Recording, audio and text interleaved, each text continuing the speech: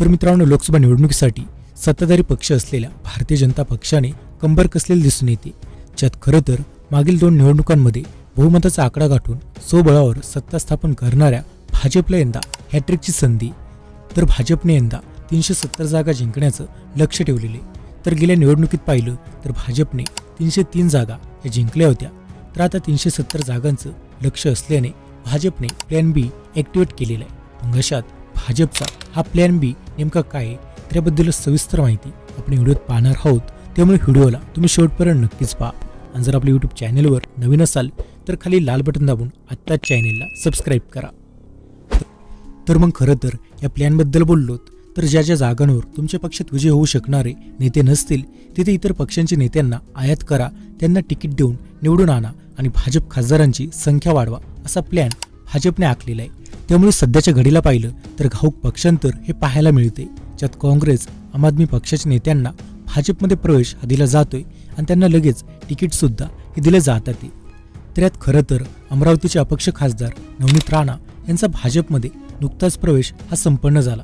तर विशेष म्हणजे राणा यांना भाजपने आधीच उमेदवारी घोषित केली आणि त्यानंतरून रात्री त्यांचा पक्षप्रवेश हा संपन्न झाला.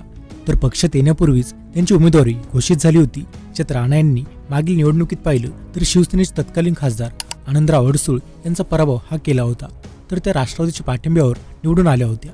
तर गेल्या काही दिवसात पाहिलं तर भाजपने काँग्रेस आम आदमी पक्षाच्या नेत्यांना पक्षात घेत त्यांना उमेदवारी ही दिलेली, ज्यात लुधियानातून काँग्रेस नेते रवनीत सिंग बिट्टू, पटियालातून कॅप्टन अमरिंदर सिंग यांच्या पत्नी परनीत कौर, कुरुक्षेत्रमधून काँग्रेस नेते नवीन जिंदाल, सिरसामधून काँग्रेस नेते अशोक तंवर, तर जालंधरमधून आपचे खासदार सुशील कुमार, तर बर्तुरी मेहताब यांना कटकमधून तिकीट देण्यात आलेली आहेत. तर यामुळेच काही ठिकाणी पाहिलं तर भाजप कार्यकर्ते हे नाराज आहेत.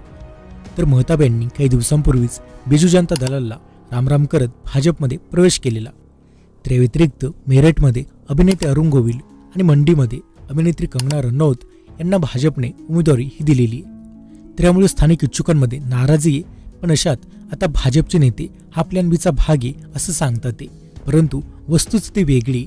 आपले नेते जिंकू शकत नाही याची जाणीव झाल्यामुळेच आता भाजपने घाऊक इनकमिंग हे सुरू केले असं सुद्धा म्हटलं जाते. तर मग अशा काही प्रकारे भाजपचा हा प्लॅन बी ॲक्टिवेट झालाय असं म्हटलं जाते. पण अशात भाजपच्या खेळीवर तुमचं काय मत आहे कमेंट करून नक्कीच सांगा. माहिती आवडल्यास व्हिडिओ लाईक करा.